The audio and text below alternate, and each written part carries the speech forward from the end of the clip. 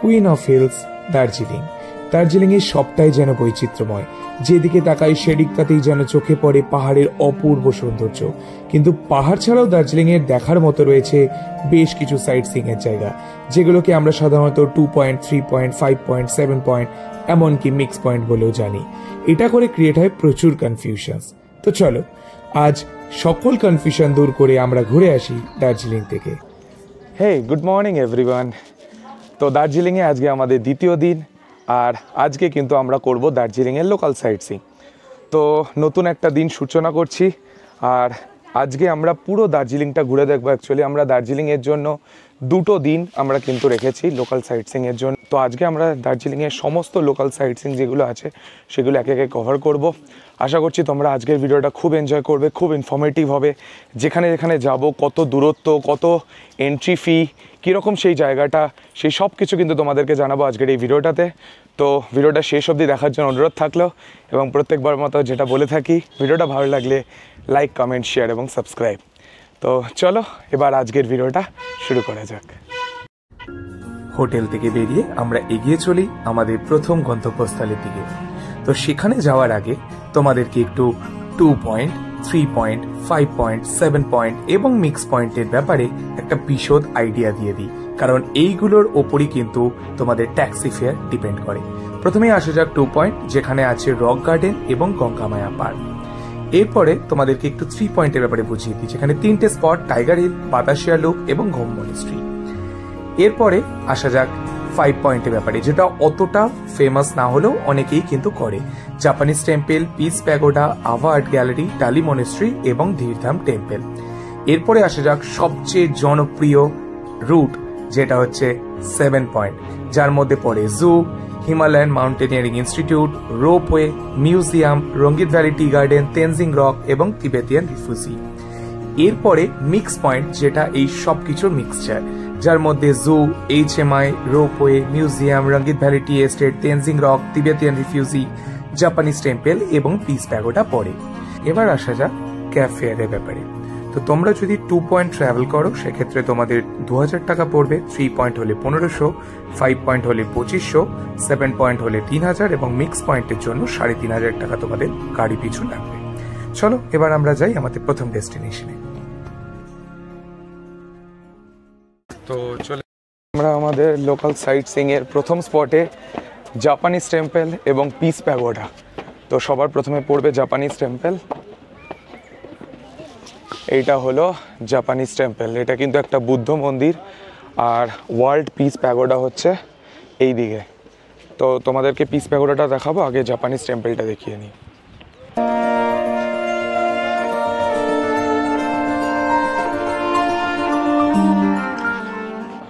তো এই বুদ্ধিস্ট টেম্পলটা কিন্তু সকাল 4:30 থেকে সন্ধ্যে 7টা অবধি ওপেন থাকে, আর এটা কিন্তু বিল্ড হয়েছিল 1972 বাই ফুজি গুরুজি জাপান। চলো এবার এই জাপানিজ টেম্পলের ভেতর ঢোকা যাক। তো এই জাপানিজ টেম্পলের কিন্তু আমাদের ফার্স্ট ফ্লোরে উঠতে হবে। ফার্স্ট ফ্লোরটা কিন্তু স্পেশালি কিন্তু প্রেয়ার হল। তো চলো ফার্স্ট ফ্লোরে উঠে তোমাদেরকে প্রেয়ার হলটা দেখাচ্ছি।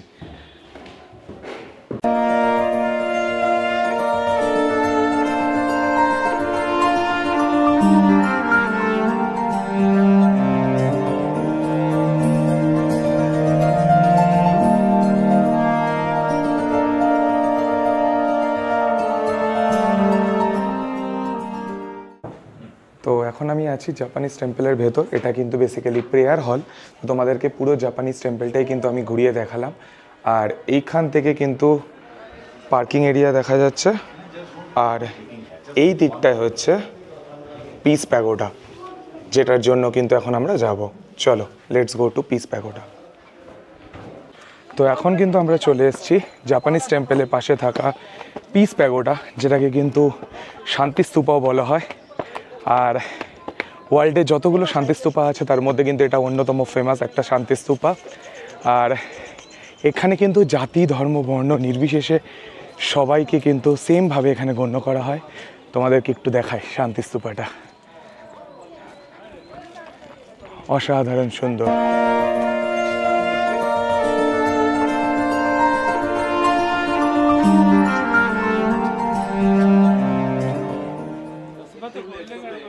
তো 1992-তে একজন বৌদ্ধিক সন্ন্যাসী কিন্তু এই পিস প্যাগোডাটি তৈরি করেন। চলো ওপরে উঠে তোমাদেরকে দেখাচ্ছি। আচ্ছা, এই পিস প্যাগোডায় কিন্তু বুদ্ধদেবের 4টি মুদ্রায় তোমরা এখানে তার স্ট্যাচু বা মূর্তি দেখতে পাবে। চলো তোমাদেরকে এক এক করে দেখাচ্ছি এবার।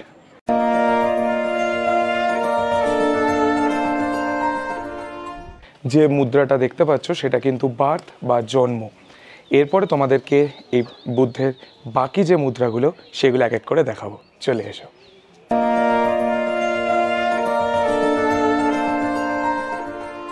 তো এখন তোমরা বুদ্ধদেবের যে মুদ্রাটি দেখতে পাচ্ছ সেটা কিন্তু মেডিটেশন বা ধ্যান।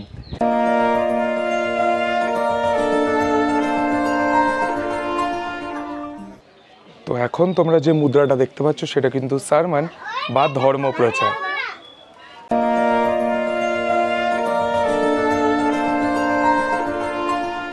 এখন কিন্তু আমি গৌতম বুদ্ধের অন্তিম মুদ্রার সামনে দাঁড়িয়ে আছি, যেটাকে বলা হয় নির্বাণা। তো তোমাদেরকে কিন্তু গৌতম বুদ্ধের 4টি মুদ্রা দেখালাম: জন্ম, ধ্যান, ধর্মপ্রচার এবং নির্বাণ। Birth, meditation, sermon and nirvana. এখান থেকে কিন্তু খুব সুন্দর একটা ভিউ আমরা দেখতে পাচ্ছি। চারিদিকে পাইন ট্রি, সামনে পিস প্যাগোডা, উল্টো দিকে জাপানিজ টেম্পল মানে প্রেয়ার হল, আর এত সুন্দর একটা ভিউ। আজকে কিন্তু 4th এপ্রিল 2025। এই হলো পিস প্যাগোডা। আর দেখছো চারিদিকে কিন্তু স্কুল স্টুডেন্টদের ভিড় এবং প্রচুর ট্যুরিস্ট এসছে। আর এপ্রিল মাসে যদি এত ভিড় হয় তাহলে যখন গরমের ছুটি পড়বে কলকাতায়, বা যখন বাচ্চাদের যখন ছুটি পড়বে তখন মে মাসে বুঝতেই পারছো কী ভিড় হবে। তখন কিন্তু অ্যাকচুয়ালি পিক সিজন। এখনও কিন্তু ভালোই ভিড় আছে। আর এইখান থেকে এটা হলো জাপানিজ টেম্পলের একটা ভিউ। এর পরবর্তী গন্তব্যস্থল ছিল রক গার্ডেন। পথে পড়বে অরেঞ্জ ভ্যালি টি গার্ডেন। দূরত্ব 11 কিলোমিটার, যেতে সময় লেগেছে 46 মিনিট। তো এখন চলে এসেছি আমরা এই দার্জিলিং সাইট সিইংয়ের দ্বিতীয় জায়গায়, যার নাম অরেঞ্জ ভ্যালি টি এস্টেট। তো যারা যারা তোমরা রক গার্ডেনের প্ল্যান করবে, তো রক গার্ডেন যাওয়ার আগে কিন্তু আমাদের এই অরেঞ্জ ভ্যালি টি গার্ডেন পড়ে। তো এই ব্যাপারটা কিন্তু আমার খুব ভালো লাগছে, অরেঞ্জ ভ্যালি টি গার্ডেন আর সামনে আমাদের অরেঞ্জ কালারের গাড়ি। ওফ, আলাদাই। চলে এসেছি আমরা এখন অরেঞ্জ ভ্যালি টি গার্ডেনে। সত্যি খুব সুন্দর জায়গাটা, পুরো আল বরাবর কিন্তু টি গার্ডেন দেখতে পাচ্ছি। এরকম প্রচুর টি গার্ডেন আমরা আগেও দেখেছি দার্জিলিংয়ে আসার পর থেকেই। এখন কিন্তু আরও দেখছি। কালকে এরকম ক্যাসেলস্টেন টি গার্ডেন দেখেছি হনুমান টকের পেছনে। এখন আমরা দাঁড়িয়ে আছি এই অরেঞ্জ টি গার্ডেনে। খুব সুন্দর, পুরো ভ্যালি এরিয়ার মধ্যে টি গার্ডেনটা জাস্ট অসাধারণ সুন্দর লাগছে। ওফ, এইখান থেকে ভিউটা যেটা আমি দেখতে পাচ্ছি জাস্ট অসাধারণ ভ্যালি এরিয়ার মধ্যে। তো অবশ্যই যদি তোমরা রক গার্ডেন যাও তাহলে কিন্তু একবার এই অরেঞ্জ ভ্যালি টি গার্ডেনে কিন্তু অবশ্যই একবার ঘুরে যাও। জাস্ট দুর্দান্ত। Orange valley tea garden enjoy করার পর আমরা কিন্তু এগিয়ে চলি আমাদের পরবর্তী গন্তব্যস্থলের দিকে। পথে কিন্তু এই চা বাগানে যে সমস্ত মানুষজনরা কাজ করে তাদের সঙ্গে দেখা হয়। আর রক গার্ডেন যেতে কিন্তু আমাদের সময় লেগেছিল প্রায় 25 মিনিট। দূরত্ব ছিল 6 কিলোমিটার। তো আমরা এখন চলে এসেছি আমাদের দার্জিলিং সাইট সিইংয়ের 3 নম্বর জায়গায়, যার নাম রক গার্ডেন। তো এইটা কিন্তু রক গার্ডেনের এন্ট্রি পয়েন্ট। এখানে ticket counter 20 rupees per person. Summer টাইমে সকাল 8টা থেকে 5:30 অবধি খোলা থাকে এবং উইন্টার টাইমে 8টা থেকে 4টে অবধি। চলো এবার ভেতরটা ঢোকা যাক। এই রক গার্ডেনে সবচেয়ে মূল আকর্ষণ কিন্তু এখানকার ওয়াটারফলসটা। রক গার্ডেনে এসেছে অথচ ওয়াটারফলসে ফটো তোলেনি, এরকম মানুষজন বোধহয় পাওয়া যাবে না। চলো আমরাও কিন্তু এখন এই ওয়াটারফলসের সামনে ফটো তুলবো।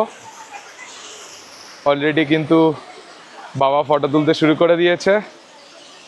এরপরে কিন্তু আমার পালা, এরপরে আমাকে আবার বাবা মাকে ফটো তুলে দিতে হবে। তো অসাধারণ লাগছে কিন্তু ওয়াটারফলসটাও, জাস্ট অসাধারণ। তো ওয়াটারফলটায় তো আমরা প্রচুর ছবি তুললাম, ভিডিও করলাম। ওয়াটারফল দেখা শেষ। এখন কিন্তু এখানে একটা সেতু টাইপের করা আছে, ব্রিজ টাইপের, which is looking very nice. ওয়াটারফলের সামনে দাঁড়িয়েও কিন্তু তোমরা ছবি তুলতে পারো। ইভেন বাইরে থেকেও কিন্তু অনেকে দাঁড়িয়ে ছবি তুলছে যারা 20 রুপিস করে এন্ট্রি টিকিট দেবে না, বাট এই রক গার্ডেন কিন্তু ইটসেলফ খুবই সুন্দর। ওয়াটারফলসটা যেরকম সুন্দর তেমনি পুরো জায়গাটা খুবই সুন্দর। এখানেও একটা মিনি ওয়াটারফলস টাইপের আছে, যদিও এর থেকে কিন্তু ওটা অনেক বেটার। আর বর্ষাকালে কিন্তু এই যে ওয়াটারফলের সৌন্দর্য আরও বেড়ে যায়। তো এই যে টোটাল রক গার্ডেনটা কিন্তু অনেকটা বড় আর অনেকগুলো স্টেপে স্টেপে দেওয়া আছে। দেখো প্রত্যেকটা স্টেপে কিন্তু আলাদা আলাদা বিউটি পাবে, খুব সুন্দর মেনটেন করা আছে, প্রচুর ফুলের গাছ। আজকে কিন্তু আরও একবার বলে দিই, এপ্রিল 4, 2025 তোমরা যদি আরও প্রপার শীতকালে আসতে আরও অনেক বেশি ফুলের গাছ দেখতে পেতে। এই দেখো খুবই সুন্দর। আস্তে আস্তে কিন্তু এরকমভাবে উঠতে হবে, খুব একটা কিন্তু টাফ নয়, ইজি আছে। এখান দিয়ে কিন্তু পুরো উঠতে হবে। তো এখানে কিন্তু খুব সুন্দর একটা ব্রিজ টাইপের করা আছে। আর এই জায়গাটা কিন্তু জাস্ট দারুণ। এখানে একটা বেদি টাইপের করা আছে, আমি জানি না এটার ফাংশনালিটি কী বা এখানে কোনো প্রোগ্রাম হয় কি না, বাট চারপাশটা একবার দেখাই, কি সুন্দর, প্রচুর বসার জায়গা, অসাধারণ লাগছে। সকালবেলা এসছি তবুও কিন্তু একটুও গরম ফিল হচ্ছে না, মানে বেশ ঠান্ডা হাওয়া দিচ্ছে, চারপাশে এত ফুলের গাছ, সব মিলিয়ে কিন্তু রক গার্ডেনটা বেশ সুন্দর লাগছে। তোমরাও যদি দার্জিলিং সাইট সিইংয়ে আসো, অনেকে কিন্তু রক গার্ডেনটা স্কিপ করে দাও একটু দূরে বলে, বাট অবশ্যই কিন্তু রক গার্ডেন স্কিপ করো না। আরও ওপরে উঠবো, দেখতেই পাচ্ছ ওপরে আরও অনেক সুন্দর ভিউ আছে, সেই সবগুলো দেখাবো, চলে এসো। এখানে কিন্তু এখানকার লোকাল গোর্খাদের ড্রেস পরে কিন্তু তোমরা ফটোও তুলতে পারবে। প্রচুর ফটোজেনিক স্পট আছে এখানে, প্রচুর ভালো ফটো তোলার জায়গা। তার জন্য কিন্তু এই যে এখানে তোমাদের পে করতে হবে। তোমরা কিন্তু এরকম যে চা বাগানের যে বাস্কেট সেগুলো নিয়েও কিন্তু, বা এরকম ছোটো পট সেগুলো নিয়ে কিন্তু এরকম সুন্দর সুন্দর ফটো তুলতে পারো। এরকম Gorkha traditional dress, per head কিন্তু 100 টাকা করে। যতটা উপরে উঠবে তত কিন্তু সুন্দর একটা ভিউ তোমরা দেখতে পাবে। দেখো অনেকটা উপরে উঠে এসেছি, পুরো জায়গাটা কিন্তু স্টেপে স্টেপে করা, ধাপে ধাপে করা, বেশ সুন্দর, মানে খুব একটা টাফ কিছু নয়, কমফোর্টেবল আছে। এখানে কিন্তু একটা গুহাও আছে, সেটা তোমাদেরকে দেখাবো। বাট এইখান থেকে কিন্তু এই জায়গাটা জাস্ট অসাধারণ লাগছে।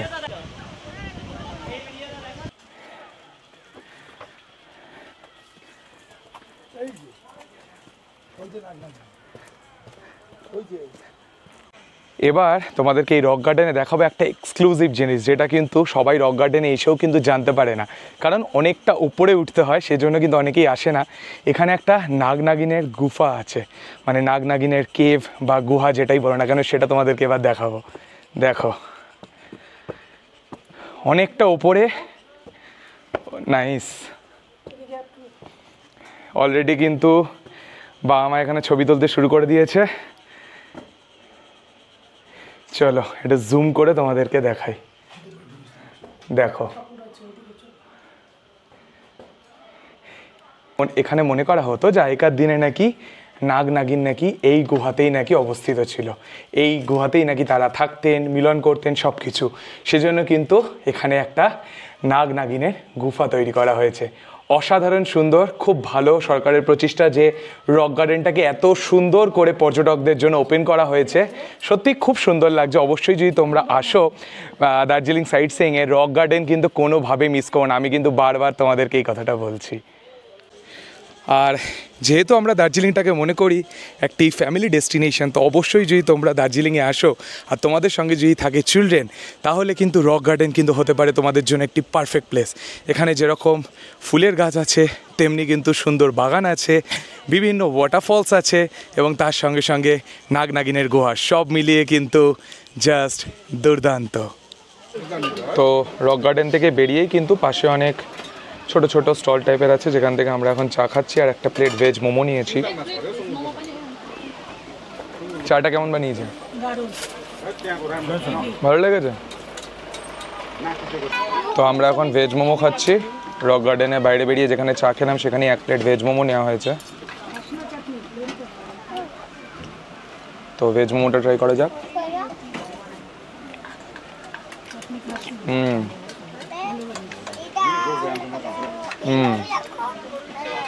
ভালো বানিয়েছে, বাট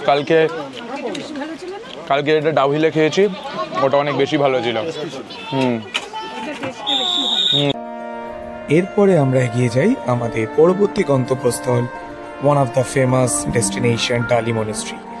দূরত্ব ছিল 4.7 কিলোমিটার, যেতে সময় লাগে 15 থেকে 16 মিনিট।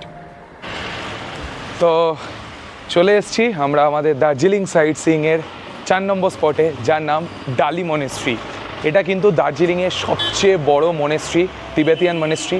চলো ওপরে যাই, ওপরে গিয়ে তোমাদেরকে পুরো ডালি মনেস্ট্রিটা দেখাবো। অসাধারণ সুন্দর কিন্তু এখানকার আর্কিটেকচার। ওপরে গিয়ে দেখাতে হবে, তার জন্য ওপরে আসতে হবে।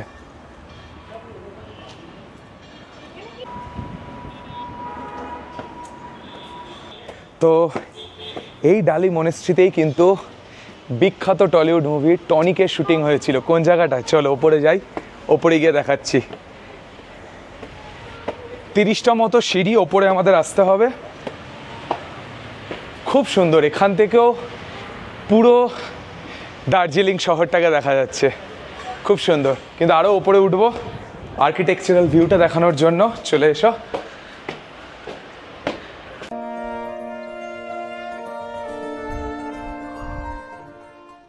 তো আমার পেছনে দেখতেই পাচ্ছ ডালি মনেস্ট্রি। অসাধারণ সুন্দর কিন্তু এটার আর্কিটেকচারটা, খুবই কালারফুল, ভাইব্রেন্ট কালার, অসাধারণ সুন্দর। আর এই জায়গাতেই কিন্তু টনিক মুভির শুটিং হয়েছিল। এরকম জায়গাতেই অভিনেতা পরাণ বন্দ্যোপাধ্যায় এবং মুভিতে যিনি ওয়াইফ হয়েছিলেন তাকে কিন্তু এর সামনে দাঁড় করিয়েই কিন্তু দেব এখান থেকে ফটো তোলে, এই ডালি মনেস্ট্রির সামনেই। অসাধারণ সুন্দর। এইখান থেকে পুরো দার্জিলিং শহরটাকে দেখা যাচ্ছে। ডালি মনেস্ট্রির ভেতরে কিন্তু ফটোগ্রাফি অ্যালাউ নয়, তাই জন্য এই সিঁড়ির পরে কিন্তু আর এখান থেকেই যতটা সম্ভব সেটাই কিন্তু ভিডিওতে দেখাচ্ছি তোমাদের। বাট ভেতরে ঢুকে কিন্তু ফটোগ্রাফি ভিডিওগ্রাফি একদমই অ্যালাউ না।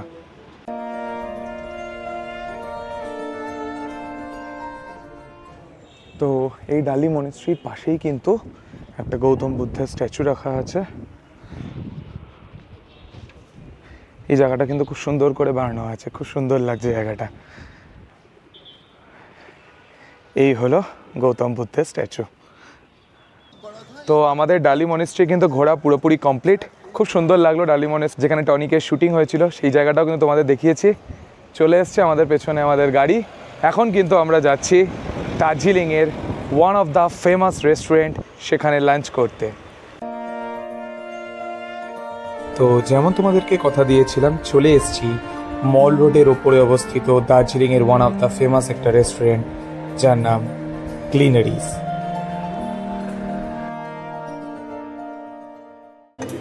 তো সবার প্রথমে কিন্তু আমি ট্রাই করছি ফিশ পোলাও।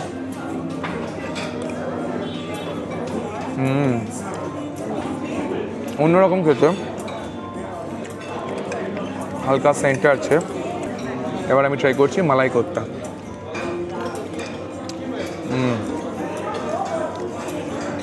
ভালো খেতে, মানে কলকাতায় যেরকম মালাই কোপ্তা খেয়েছি তার থেকে একটু ডিফারেন্ট টেস্ট।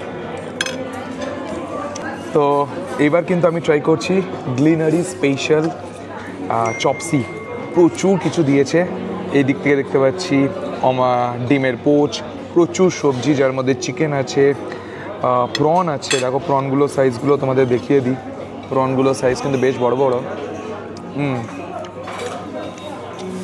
প্রচুর আইটেম আছে। চলে একটু খেয়ে দেখা যাক।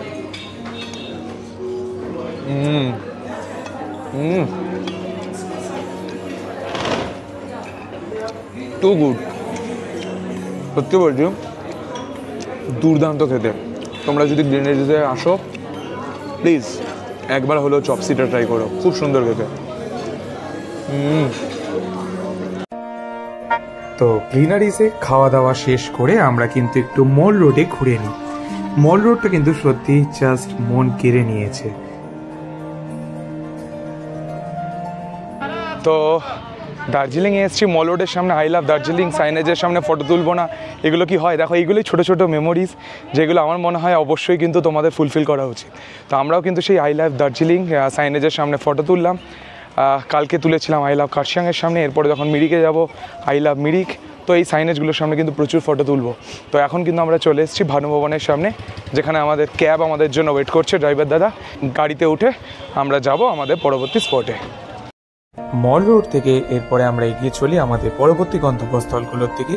প্রথমে আসবে তেনজিং রক এবং তারপরে রঙ্গিত ভ্যালি টি গার্ডেন, যেতে সময় লাগে 15 মিনিট। তো দেখতেই পাচ্ছ আমি কিন্তু সম্পূর্ণ প্রোটেকশন কিন্তু নিয়ে নিতে হবে। হ্যাঁ চলো,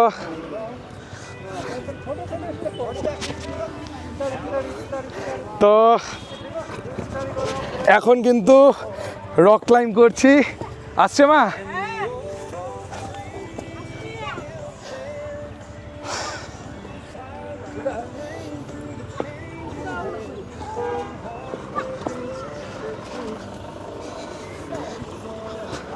हाथ आगे जल्दी केस करना है। हाँ, हाथ आगे करना है, खींचना है।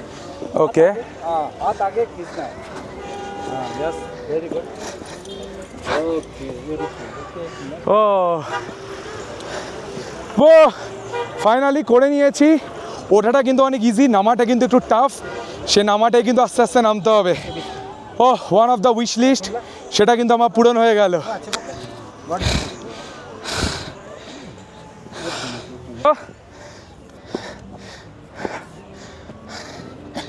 ও নাইস, ও দুর্দান্ত। এইখানে কিন্তু টনিক মুভির শুটিংও হয়েছিল। পরাণ বন্দ্যোপাধ্যায় কিন্তু এখানে উঠেছিল শুটিং করার সময়। দুর্দান্ত জায়গা, একটা এক্সপিরিয়েন্স নেওয়ার খুব ইচ্ছে ছিল, সেই এক্সপিরিয়েন্সটা কিন্তু ফাইনালি আমি নিতে পারলাম। এখন কিন্তু ক্লাইম্ব ডাউন করব।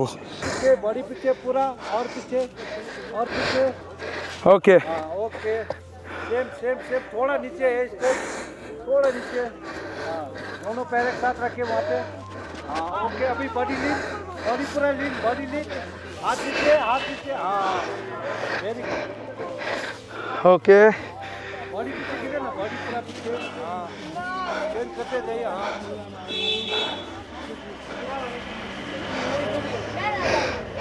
Oh nice, very good. So finally পুরো রকটা কিন্তু ক্লাইম্ব করলাম। তো জাস্ট দুর্দান্ত এক্সপিরিয়েন্স ছিল। ও ফাটাফাটি। ও ফাইনালি দার্জিলিংয়ের অন্য আরেকটা সাইট সিংয়ে চলে এসেছিলাম।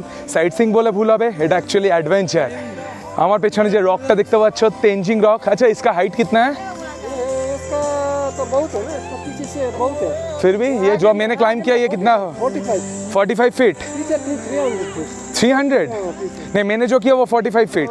তো 45 ফিট কিন্তু আমি রক ক্লাইম্ব করলাম। আর বাই দ্য ওয়ে এটা কিন্তু ফার্স্ট টাইম। ওঠার সময় কিন্তু কোনো রকম প্রবলেম হয়নি, নামার সময় কিন্তু একটু বডিটাকে পেছনের দিকে লিন করে নামতে হচ্ছিলো। তো সেই জিনিসটা কিন্তু প্রথমে বুঝতে পারিনি, পরের দিকে বুঝতে পেরেছি। খুবই কমফোর্টেবল ছিল, দারুণ। মানে মডারেটও বলবো না, ইজি টু মডারেট, টাফ একদমই নয়। তোমরা যদি করতে চাও অবশ্যই কিন্তু এখানে এসে ট্রাই করতে পারো। পার হেড কিন্তু 100 টাকা করে নেওয়া হচ্ছে। আর এখানে দেখতেই পাচ্ছ বিভিন্ন রকমের সেফটি মেজার্সগুলো, যেরকম হেলমেট বা আরও যা যা জিনিসগুলো, সেই সব কিছু কিন্তু পরিয়ে দিচ্ছে, যেরকম জিপ লাইনের সময়ও পড়ানো হয়। তো এই সবগুলো কিন্তু করা হলো, দুর্দান্ত এক্সপিরিয়েন্স ছিল। তো বাবা এবার আস্তে আস্তে ছেড়ে দাও ছেড়ে দাও ও ছেড়ে দাও, ব্যাস আর পারবে না। আরে সেফটি মেজার্স নেই, ছেড়ে দাও, চলে এসো। পারবে না, চলে এসো, সেফটি মেজার্স নেই তো। আস্তে পেছন দিকে হেলান দিতে বলছে, পেছন দিকে। হ্যাঁ নিয়ে নামো এবার। হ্যাঁ রাইট,